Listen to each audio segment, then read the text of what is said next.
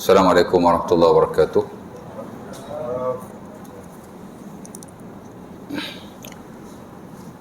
Innal hamdalillah nahmaduhu wa nasta'inuhu wa nastaghfiruhu wa na'udzu billahi min shururi anfusina wa min sayyiati a'malina may yahdihillahu fala mudilla lahu wa may yudlil fala hadiya lahu. Asyhadu an la ilaha illallah wahdahu la syarika lahu wa asyhadu anna Muhammadan abduhu wa rasuluh. Allahumma salli ala Muhammad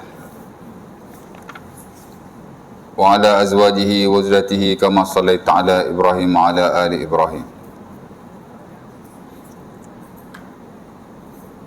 Wa barik ala Muhammad wa azwajihi wa zurriyyatihi kama barakta ala Ibrahim wa ala ali Ibrahim innaka Hamidum Majid. Rabbi shrah li sadri wa yassir li amri wa hlul 'uqdatam min lisani yafqahu qawli, amma ba'du. Syukur kepada Allah Subhanahu Wa Taala kerana pada malam ini dapat sama-sama berkumpul di surau kita dan telah kita solat maghrib jamaatan. Kemudian kita akan sambung perkongsian kita daripada buku Amalan Muslim Sehari Semalam, Amalul Muslim fil Yaumi wal Lailah, yang ditulis atau dikarang oleh Syekh Tariq bin Saleh yang telah diterjemahkan ke dalam bahasa Melayu oleh Dr. Syarif bin Jasaf. Di mana pada kuliah yang lalu atau beberapa siri sebelum pada itu, kita telah menghabisi amalan Muslim yang kira last lah ya. Kita telah bersabit dengan Qiyamul Lail, itulah sembahyang malam ya. Dan saya ingat 2 atau 3 kuliah saya telah menerangkan akan perihal sembahyang itu dan sudut definisinya, perbezaannya dengan sembahyang malam, tahajud ya. Hukum berkaitan dengannya dan kafiatlah untuk melakukan amalan itu. Dan saya kira tuan-tuan sikit sebanyak telah mendapat idea lah ataupun pengetahuan lah berkaitan dengannya. Dan mudah-mudahan kita juga telah melakukannya dan akan melakukannya selepas juga daripada ini insya-Allah taala. Daripada malam ini saya nak masuk bab yang baru, yang saya kira bab terakhir lah. Sebenarnya bukan bab terakhir lagi. Lepas pada ni ada 2 lagi bab. Itulah zikir menjelang tidur dan soal jawab lah ataupun persoalan yang berkaitan dengan ibadah. Yang saya kira secara umumnya saya dah banyak dah kongsi dengan tuan-tuan dan saya tak perlu menghabiskannya lah ya. Dan saya nak mengakhiri buku ini dengan bab ini. Itulah bab yang ke-15 yang bertajuk Muhasabatun Nafsi ya, bermuhasabah diri. Setelah kita berkongsi sejak awal dulu, saya ingat bila saya kuliah sini, Haji pun tak ingat, saya pun tak ingat, tak tahulah kok ada jemaah yang ingat ya. Tapi plus minus saya ingat 5 atau 6 tahun yang lalu, saya ingat 6 tahun lah dekat-dekat kot ya. Saya ingat before PKP saya dah 2 atau 3 tahun berkuliah di sini consistently. Ada juga ponteng jarang-jarang lah ya, bukan tak ada ponteng langsung, ada juga ya. Saya kerja pun tuan-tuan boleh tanyalah guru besar sekolah saya MC tak pernah ambil daripada dulu. Saya ingat saya dah mengajar di sekolah tu 16 tahun. Kalau saya MC tu saya memang tak boleh pergi sekolah langsung, jarang lah. Saya ingat dah 10 tahun saya tak ambil MC kot, yang betul-betul MC lah. Tapi kalau sekali saya MC, bukan 1 hari, 2 hari, 2 minggu terus. Tapi nak MC susah. Tapi sekali MC ya. Cuti pun jarang, kadang setahun sekali je cuti. Tapi cuti sekolah hak sebulan, 3 minggu saya cuti lah. Hak ni hak cuti masa bekerja jarang. Sebab saya kalau kerja memang committed kan, bukan bagus mana, tapi nak mounting tu jarang. Kadang demam pun pergi juga sekolah. Dulu sebelum PKP lah, sekarang susah lah kan, bila demam sikit kita tak pergi lah kan. Kalau dulu demam pun saya pergi sampai saya tidur di bilik rawatan. Saya kata baik duduk di sekolah, biar aku tak masuk kelas pun. Ya. Masjid surau pun sama juga. Saya jarang mounting ni. Kalau mounting tu biasanya saya tak ada di sini lah, saya outstation. Macam minggu lepas saya balik kampung, cuti je balik kampung. Ustaz ni yang ngajar sekolah rendah kan, atau sekolah menengah, yang sekolah dah cuti sekolah, kita balik lah seminggu. Masa saya balik tu saya tak datang kuliah lah ya. Tapi kalau waktu saya free memang saya akan datang.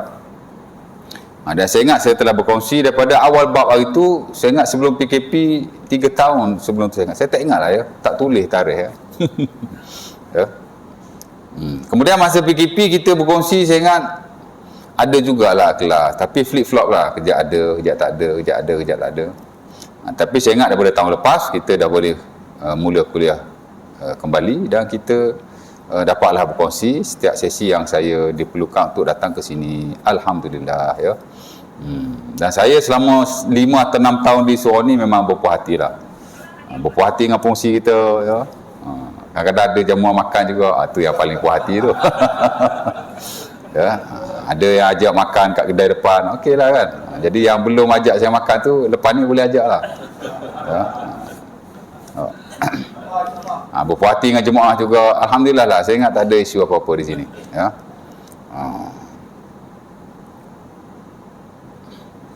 Ada satu surau dekat-dekat sini lah, tapi saya tak payah sebut, aku ada yang tahu kot.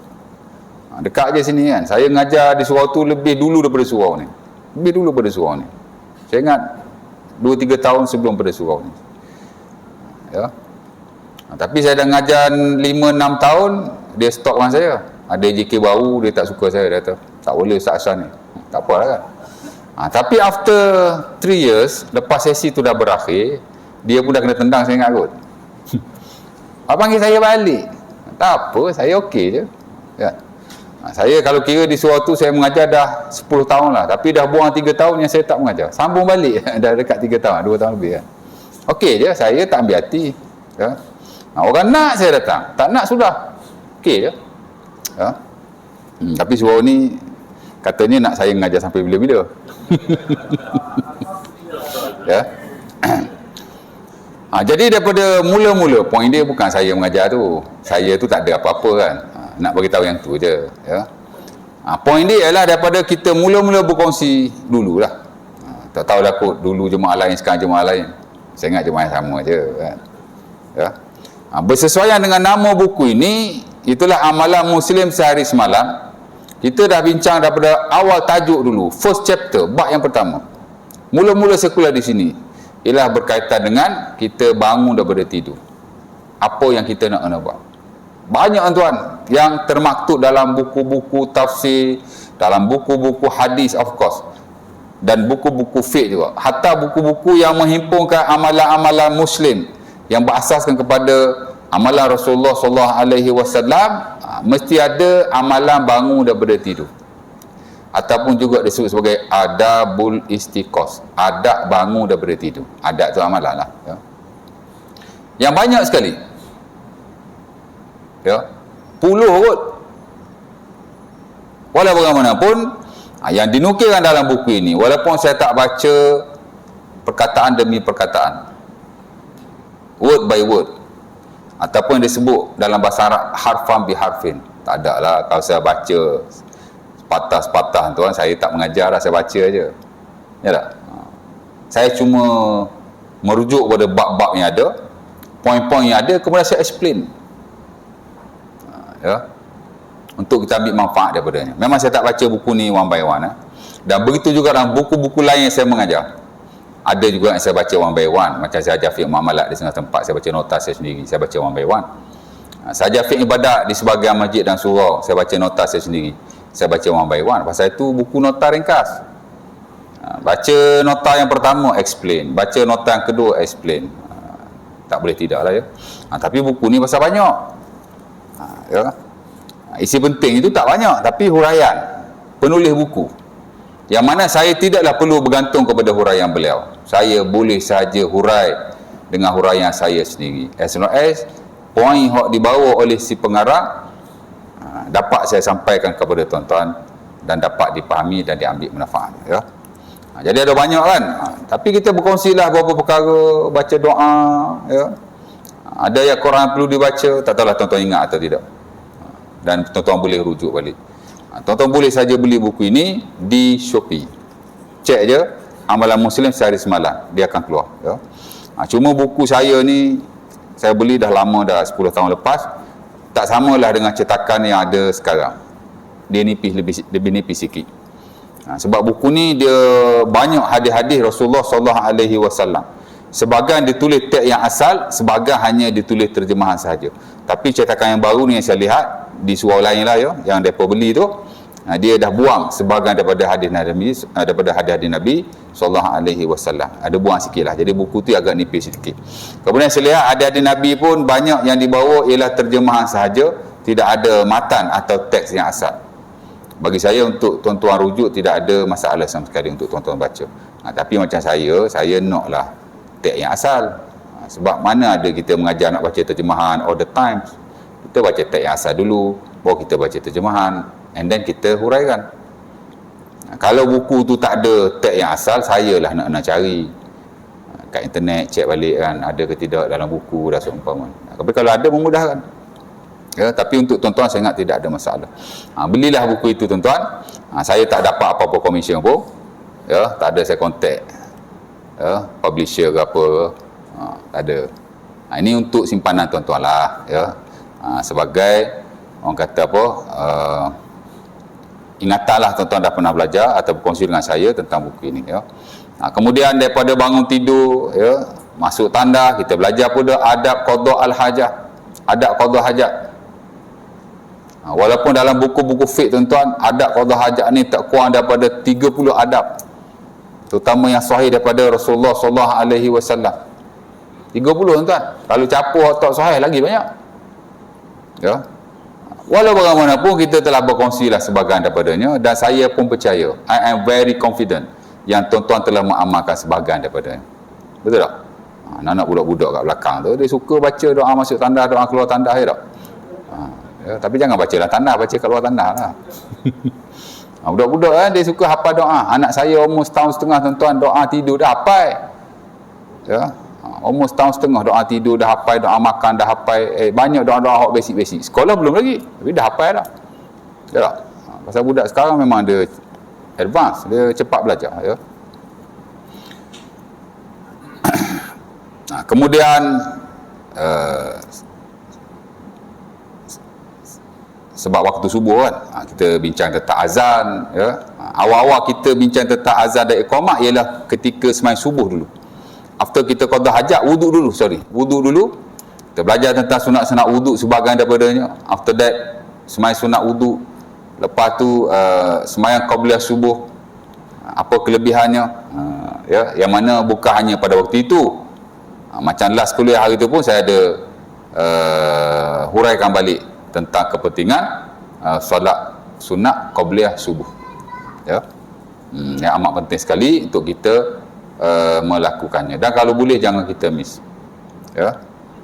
Ya ibna Adam, irka'li 4 raka'at min awalin nahar akfika akhirahu. Ya. Nabi sebutlah hadis yang diriwayatkan oleh Al-Imam Abi Daud, tak salah Abi Daud, daripada Nawas bin Sum'an. Hadis tu very famous sekali, di mana kata Allah Subhanahu wa taala tu ada kursi. Wahai anak Adam, rokoklah kepadaku 4 rakaat pada awal siang, nescaya aku akan mencukup kamu hingga akhir siang. Ya. Sebagai ulama kata 4 rakaat ni ialah sembahyang duha, di mana bila kita isi pagi kita dengan sembahyang duha, insya-Allah Allah Taala akan cukupkan kita. Cukupkan tu maksudnya Allah Ta'ala cukupkan rezeki kita, pemudahkan urusan kita, merahmati kita insya-Allah sampai ke akhir petang, mana the whole day. Tapi ada sebagai ulama yang lain kata bukan duha, ia adalah 2 rakaat qabliyah subuh, dicampur dengan 2 rakaat subuh, sebaik-baiknya berjemaah. Dan itu pendapat yang saya paling suka sekali. Kerana nak dibandingkan dengan sembahyang duha dan sembahyang qabliyah subuh, dan subuh tu sendiri 4 rakaat qabliyah subuh dengan subuh tu jauh lebih baik daripada sembahyang duha yang 4 rakaat. Tapi sebahagian daripada kita duk galak sembahyang duha. Nak murah rezeki sembahyang duha, nak lancar urusan sembahyang duha. Yes, bagus ataupun betul. Ya. Dan itu sebahagian kelebihan duha yang diriwayatkan secara sahih oleh Rasulullah sallallahu alaihi wasallam daripada sebahagian sahabatnya seperti Abu Zar, dan ini adalah Sahih Bukhari, Sahih Muslim. Ya. Tapi nak kata betul-betul afdal, hak 4 ni lebih afdal ataupun ia mesti didahulukan. Duha tu nombor 2. Hak nombor 1 qiblah subuh 2 rakaat. Yang kedua ialah sembahyang subuh sebaik-baiknya berjemaah. Pasal apa saya kata sebaik-baiknya? Pasal kalau tak kata begitu ingat wajib pula kan. Sedangkan sembahyang berjemaah ni tidaklah wajib di sisi majoriti, tapi amat-amat digalakkan. Ya. Tuan-tuan sembahyang seorang dapat 1 je. Tuan-tuan sembahyang jemaah dapat 27. Betul tak? Satu hari kalau 27 kali 5 berapa? Cuba kira tengok. 27 kali 5 apa je? Saya pun tak pernah kira. Baru nak kira lah ni. 27 kali 5 apa? 25 kali 5 125 ya tak? Tambah lagi 2 10 135, betul? Oh, pandai kau ustaz matematik. Ana dulu pun kredit matematik tau. Cuma nak jadi ahli matematik tak boleh lah kan. Ya.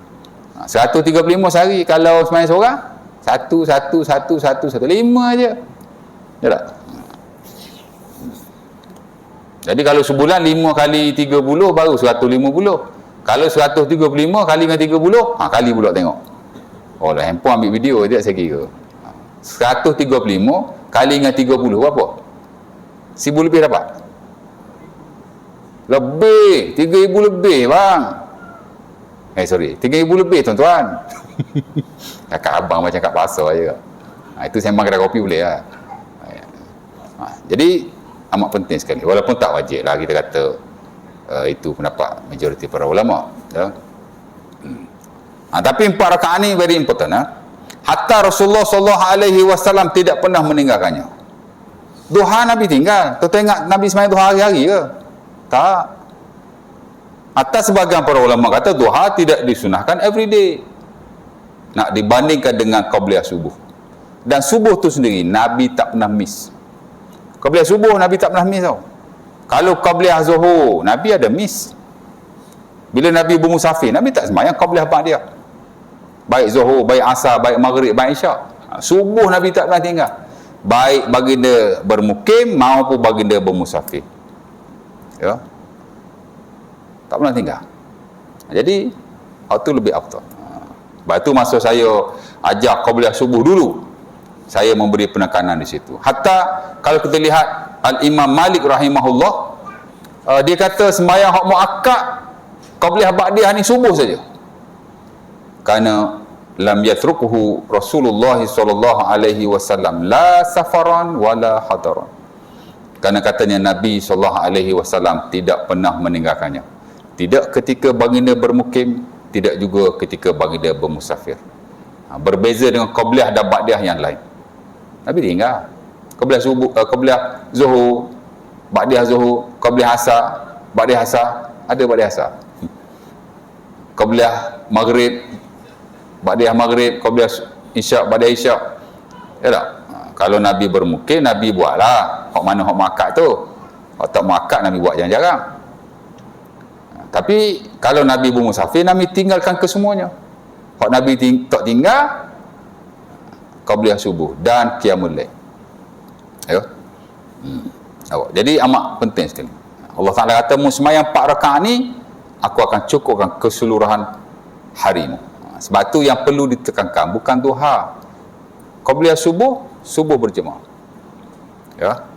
Sebab tu baru-baru ni saya suka tengok ceramah. Siapa nama tu lah? Suami apa nama dia? Yang baru meninggal kan? Suami apa nama dia? Suami Saad. SS orang panggil dia kan? Ustaz SS. Ya. Apa nama? Dia muda lagi kan? 40 lah.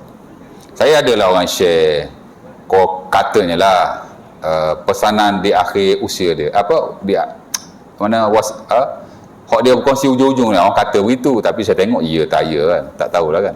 Tapi antara pesanan dia ialah kena jaga sembahyang berjemaah katanya. Kalau kita sembahyang seorang-seorang kita dapat 1 pahala, kalau kita sembahyang berjemaah kita dapat 25, kalau hari-hari, bulan-bulan, setahun, banyaklah pahala kita. Saya kata satu benda yang baik. Baik. Jadi 4 rakaat ni amat penting sekali ya. Dan kalau boleh kita sentiasa melazimi solat berjemaah. Masbuk pun tak apa tuan, janji berjemaah, tapi janganlah masbuk hari-hari. Betul. Tapi berjemaah. Saya memang berjemaah every day, tuan-tuan.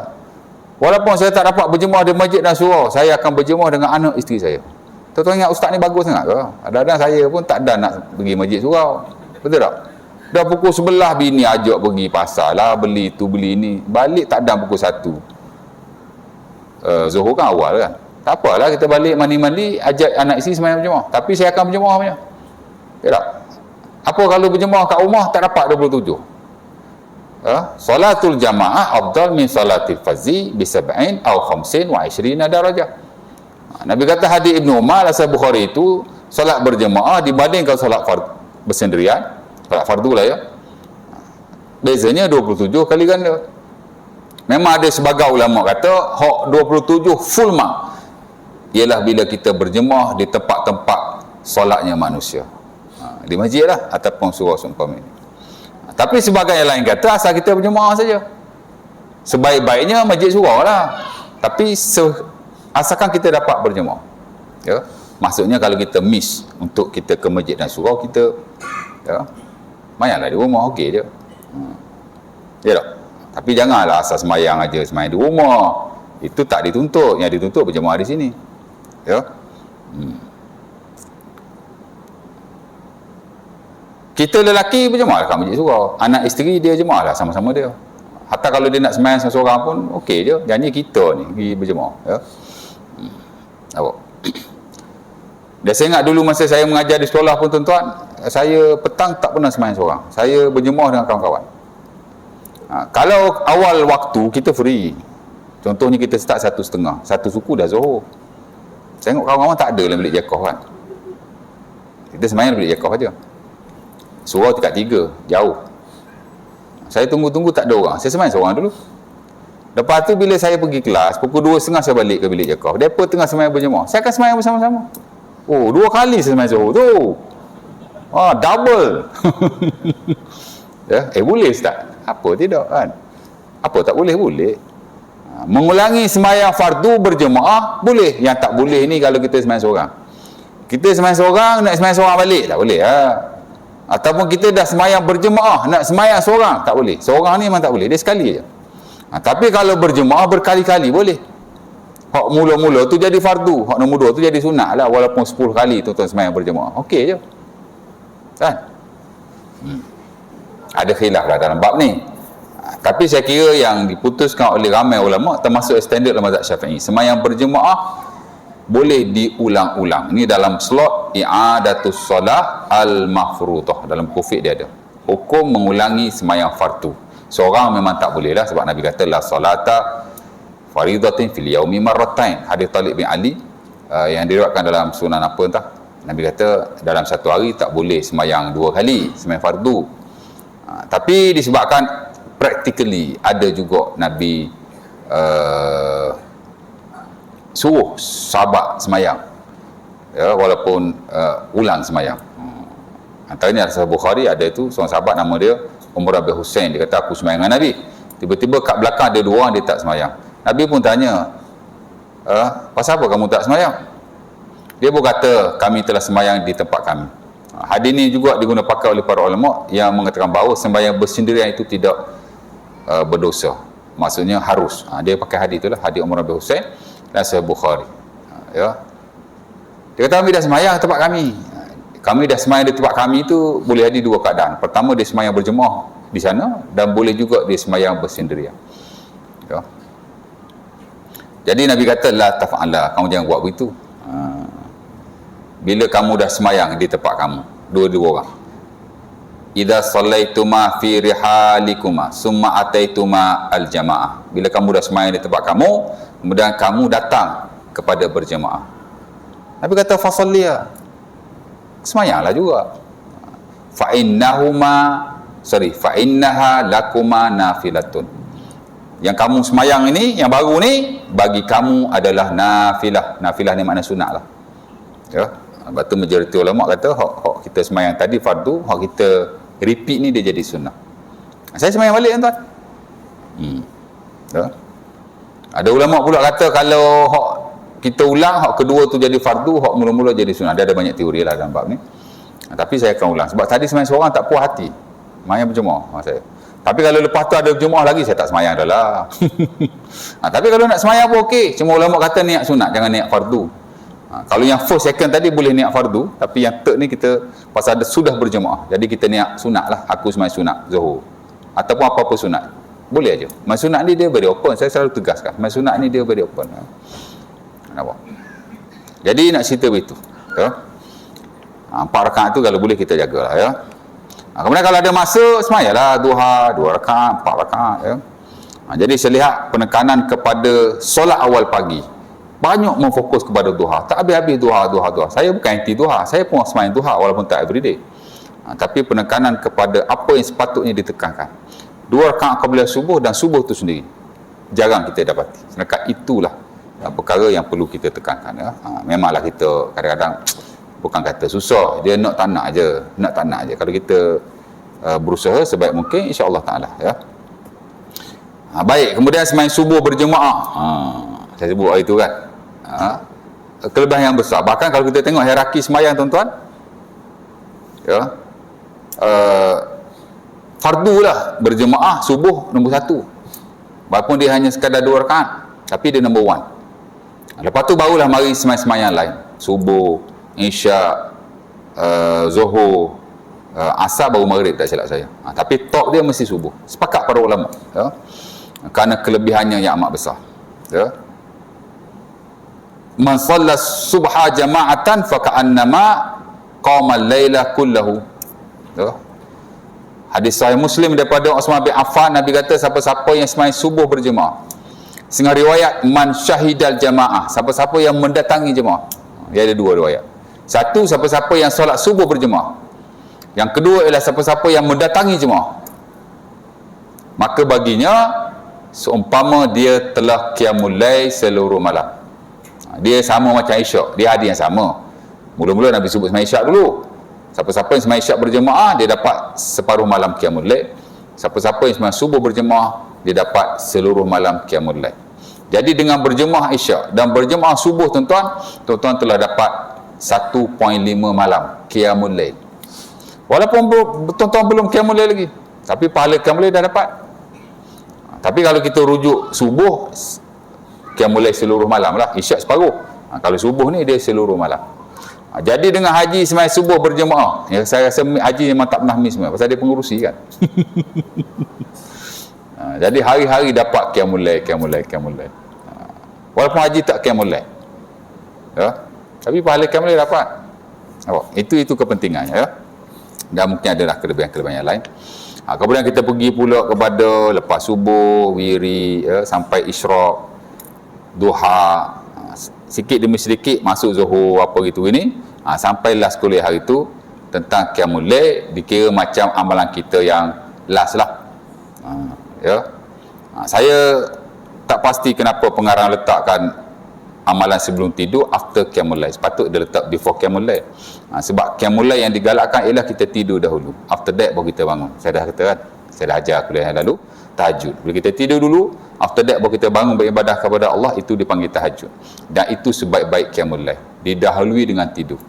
Seumpama yang telah dipraktikkan oleh Rasulullah SAW, di mana Nabi memang tidur dulu, ya. Nabi tidak beribadah keseluruhan malam tanpa didahului dengan tidur. Sebab itu dia ada best night prayer. Dia malam, solat malam yang paling afdal sekali, ya. Kemudian habislah, ya. Pada malam ini muhasabah diri, pengarang cuma buat mari 2 muka surat saja, 3 muka surat macam tu, 3-4 lain lah, ya. Di mana tak banyaklah dia nyatakan di sini, cuma dia kata mudah-mudahan kita dapat mengamalkanlah apa yang kita belajar. Dia memari beberapa hadis Nabi SAW.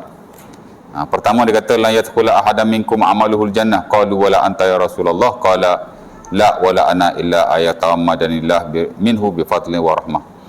Dia memari hadis Nabi, dia kata kita beramallah seumpama yang telah diajar oleh Rasulullah SAW. Walau bagaimanapun kita kena berharap supaya Allah Ta'ala menerima amalan kita dan merahmati kita. Mudah-mudahan kita dapat memasuki syurga Kerana at the end memang kita nak syurga. Dan itu kita punya matlamat. Hidup kat dunia ni nak berakhir dengan perakhiran yang baik di syurga. Ya. Orang kata jangan bincang pasal syurga ni. Pasal syurga ni benda Allah Ta'ala nak bagi kan. Yang penting amal saja. Tak betul. Ya. Mesti sentiasa disebut. Kerana itulah tempat terakhir kita, dan memang Allah Ta'ala nak kita berada di situ. Ya. Dan ayat Quran memang sebut syurga ni berpuluh-puluh. Dan hadis Nabi memang ada hadis-hadis yang khas tentang syurga. Memang kita nak ni. Kenapa? Kerana hadis ni katanya Nabi berkata seseorang kamu tidak dapat masuk syurga dengan amalannya.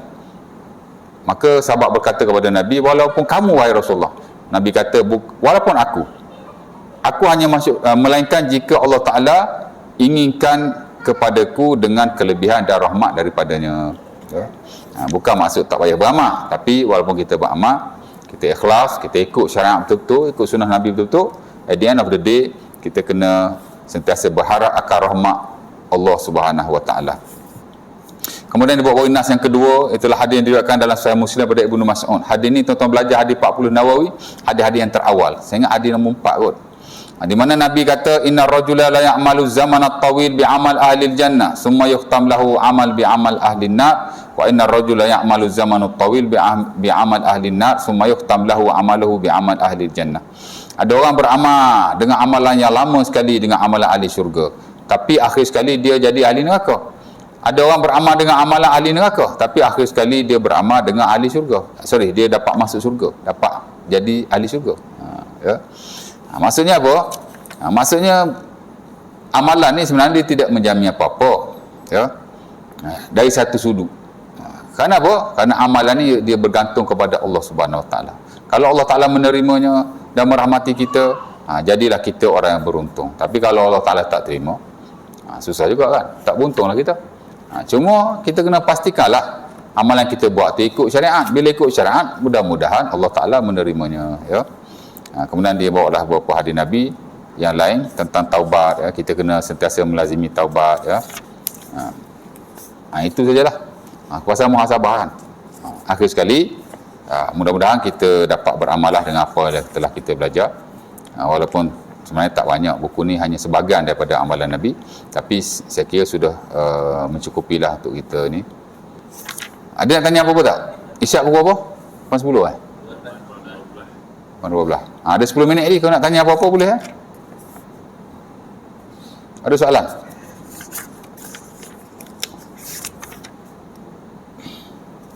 Ada tanya apa-apa tak? Bismillah. Ya, tanyalah 1-2 soalan, isi masa 10 minit. Ya Syekh.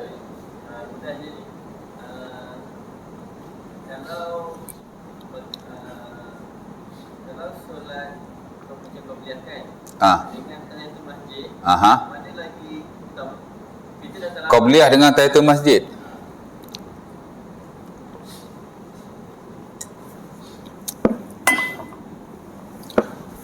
Tak nak jawab.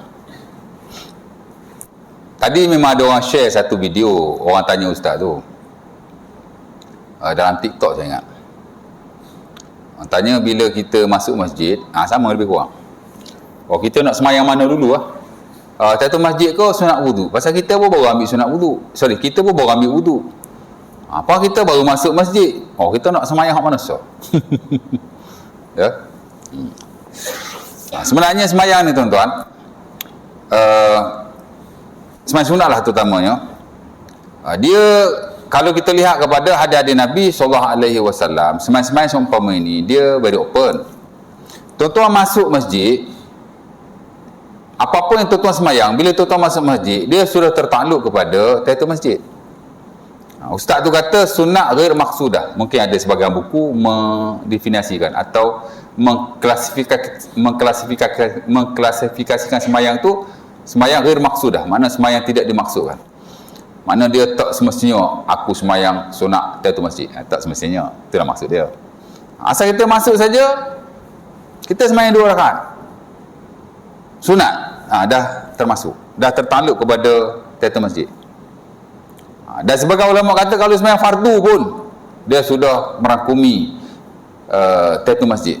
Sebab yang dimaksudkan dengan tahiyatul masjid ialah bila kita semayang sekurang-kurang 2 rakaat dah. Pasal hadis Nabi tu, hadis diriwayatkan oleh Osman bin Affan daripada maula dia nama Humran. Dulu kita dah bincang pasal wuduk dulu, kita dah sentuh tentang sunat wuduk kan. Di mana dia wuduk, kemudian dia kata kepada Humran, maula atau pembantunya, aku tengok Nabi wuduk macam ni. Kemudian Nabi kata, man tawadda'a nahwa wudu'i hadha summa shalla rak'atain. Ya. Siapa-siapa yang wuduk macam aku wuduk ni, kemudian dia sembahyang 2 rakaat, ghufira lahu ma taqaddama min zambihi, diampunkan dosanya yang telah lalu. Ya. Jadi Nabi kata siapa-siapa yang wuduk, itu wuduk saya sebut dia tahiyatul masjid. Terbalik. Sorry, tu nanti kita baca bab wuduk. Tahiyatul masjid kan? Tahiyatul masjid hadis Abi Qatadah Al-Ansari yang diriwayatkan dalam Sahih Muslim. Nabi kata, idza dakhala ahadukumul masjid fala yajlis hatta yusalli aw yarka' rak'atain. Bila seseorang kamu masuk ke dalam masjid, maka jangan dia duduk, melainkan dia rakaat, dia rokok atau dia sembahyang 2 rakaat. Nabi kata, bila kamu masuk masjid, jangan kamu duduk, melainkan kamu sembahyang 2 rakaat, kamu rokok 2 rakaat. Jadi bila kita masuk masjid, apa-apa yang kita sembahyang, dia dah tertaluk kepada tahiyatul masjid.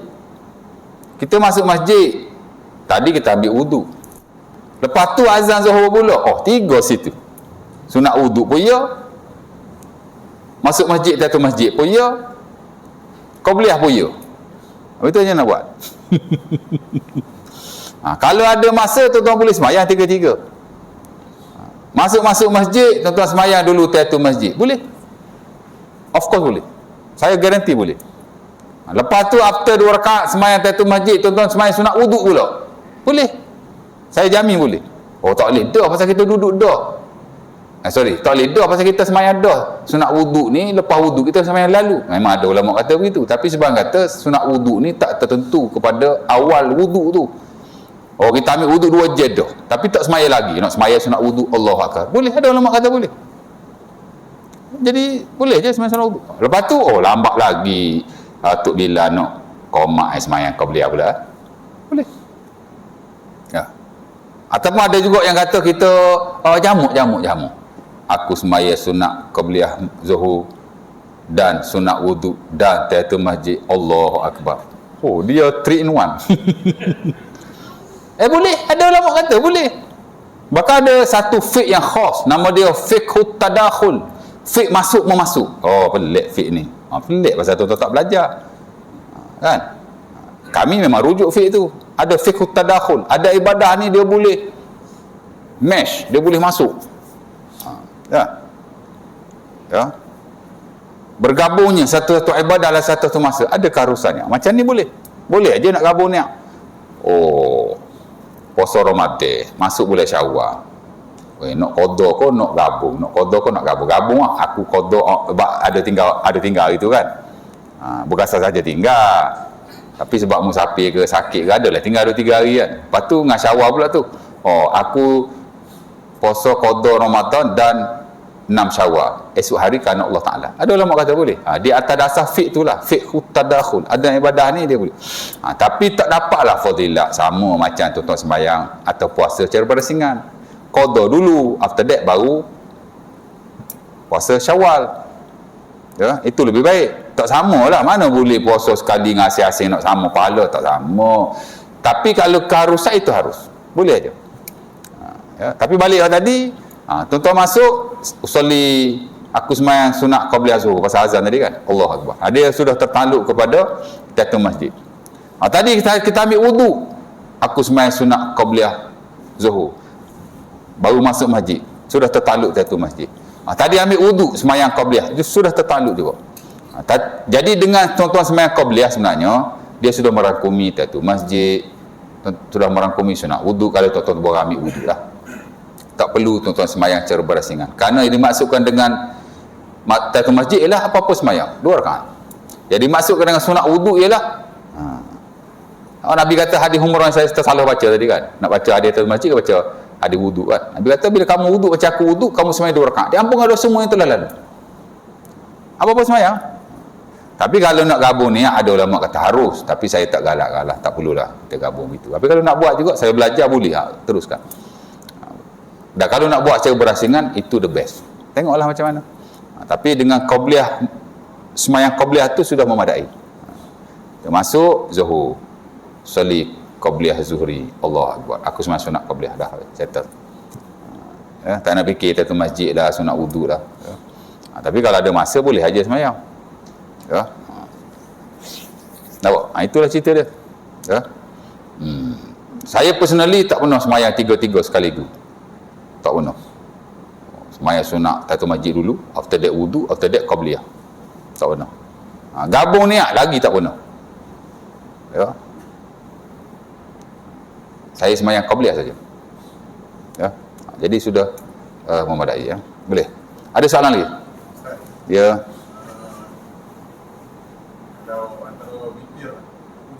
Tahajud. Kalau kita bangun tak ada tahajud masar. Witir ke tahajud? Tak ada masa. Witir.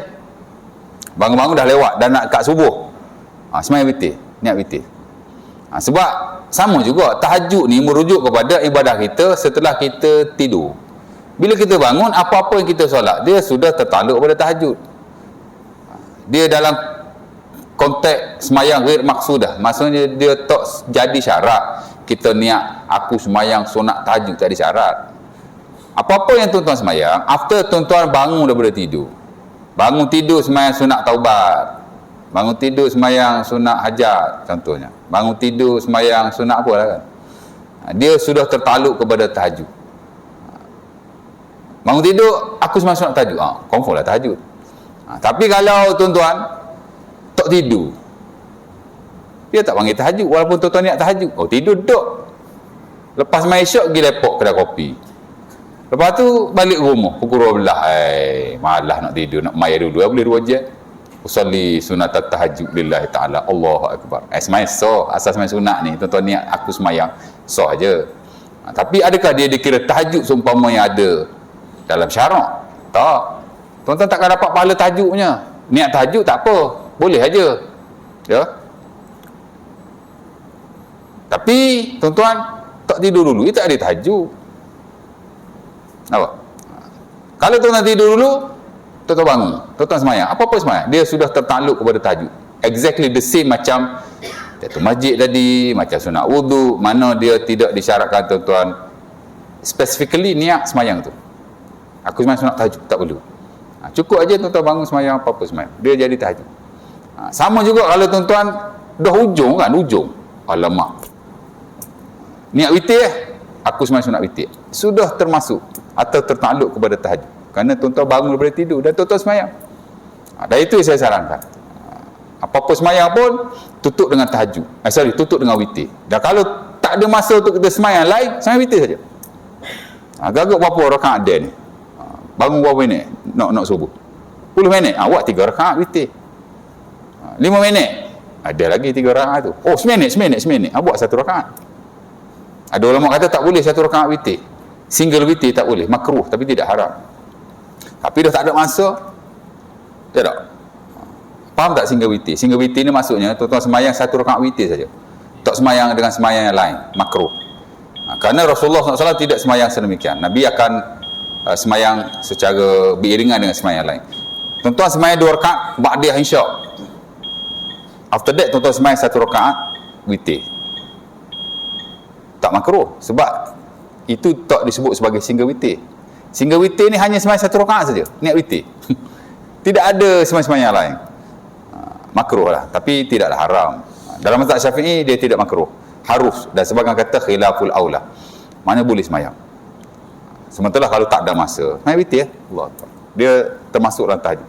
Tapi kalau tuan-tuan semayang tahajud, dia tak ada witir ya. Pasal tahajud dia kena genap, dia tak boleh ganjil kan. Ganjil witir saja. Main sunat lain kena genap lah. Boleh. Itulah cerita dia. Sebab itu kalau kita dapat melazimi witir di akhir malam, before subuh, itu lebih baik. Tapi once a while kita nak witir awal, dia is okay. Kana Nabi yutiru min awsatil lail. Kana Nabi yutiru min awwalil lail. Kana Nabi yutiru min awwalil lail wa min awsatihi wa min akhirih. Nasab Bukhari, Nabi ditanya, Aisyah isteri Nabi ditanya oleh siapa nama periwayat tu, Abdullah bin Hisham ke? Macam mana Nabi witir? Aisyah pun kata Nabi witir di awal malam, di tengah malam dan di akhir malam. Dia pun kata alhamdulillahillazi ja'ala fi hadha dini si'atan. Segala puji bagi Allah yang telah menjadikan keluasan bagi agama ini. Witir ni dia beri open. Nabi ada kalanya witir di awal, ada kala tengah, ada kala di ujung. Tapi yang ditekankan di ujung lah. Pasal ada perintah Nabi, ij'alu akhir salatikum bil laili witra. Nabi katalah hadis Muslim pada Ibnu Umar, tutupilah sembahyang malam kamu dengan witir, itu terbaik, the best. Ya, tapi kita ni kadang-kadang nak the best ada tak sembahyang, tak jadi. Sebab tu saya personally pun bukan kata sekali-sekala, saya banyak sembahyang witir di awal malam. Maksudnya kalau saya tak sembahyang after isyak straight away, saya akan sembahyang sebelum tidur. Sebab itu Nabi wasiat pada Abu Hurairah sembahyang witir sebelum tidur. Kan Abu Hurairah kata ausani khalili bi salas. Nabi pesan pada aku 3 benda. Hadis ni very famous, hadis Abi Daud. Ya. Abu Darda pula kata, bukan dia wasiat pada Abu Hurairah saja. Abu Darda pun sama juga. Sehingga Abu Darda kata, ma ada'uhunna ma'ishtu. Selagi aku hidup, aku akan tidak meninggalkannya. Salah satu ialah aku tidak tidur la anam hatta utir. Sehingga aku witir. Mana Nabi pesan pada Abu Hurairah nak tidur witir dulu. Tapi the bestnya ujung lah. Ya, tapi tengoklah kepada kelapangan kita. Yang penting sembahyang ya. Boleh. Okey tu, dah isyak lah. Dan the next nanti kalau saya mengajar lagi lah kot. Taklah aku dah tak mengajar. Ada surau tu saya kata kita dah habis, kita boleh stop kot. Ada stop betul surau tu dekat Selayang. Kacau tu. Kita gurau aja tak. Mungkin saya akan kongsi ilmu yang lain insya-Allah taala. Saya bincang dengan pengurusi macam mana. Tapi ala kulli hal, mudah-mudahan Allah Taala memberkati kita dengan sikit sebanyak perkongsian kita yang telah kita berkongsi bersama-sama sebelum daripada ini. Mudah-mudahan kita belajar kerana Allah. Kita pun mengajar kerana Allah, dan kita nak kebaikan-kebaikan dalam agama ini basah pada ilmu-ilmu seumpama ini ya. Semua buku ni tuan-tuan, dia tak lari daripada Al-Quran, dah hadis-hadis Nabi SAW, terutama yang sahih. Memang layaklah dipanggil amalan Muslim sehari semalam, layak sekali ya. Mudah-mudahan jadi sikit sebanyak. Dan saya kalau ada kekurangan, kesilapan di sana sini, saya kira sebahagian besar daripada saya kongsikan daripada tuan-tuan, semua daripada buku-buku yang kita belajar, yang kita baca ya. Mungkin adalah sikit sebanyak daripada saya sendiri yang tak terlepas daripada salah dan silap. Dan saya sentiasa mengalu-ngalukan jika adalah apa-apa yang saya kongsikan di sini tak betul, tak tepat, yang perlu kepada pembetulan, saya kata boleh saja berjumpa dengan saya, dan saya akan memperbetulkannya insya-Allah taala ya. Mudah-mudahan. Aku Luka Azhar, Assalamualaikum warahmatullahi wabarakatuh. Kita tangguh perkongsian kita dengan tasbih kafar. Subhanallah walhamdik. Asyhadu an la ilaha illallah.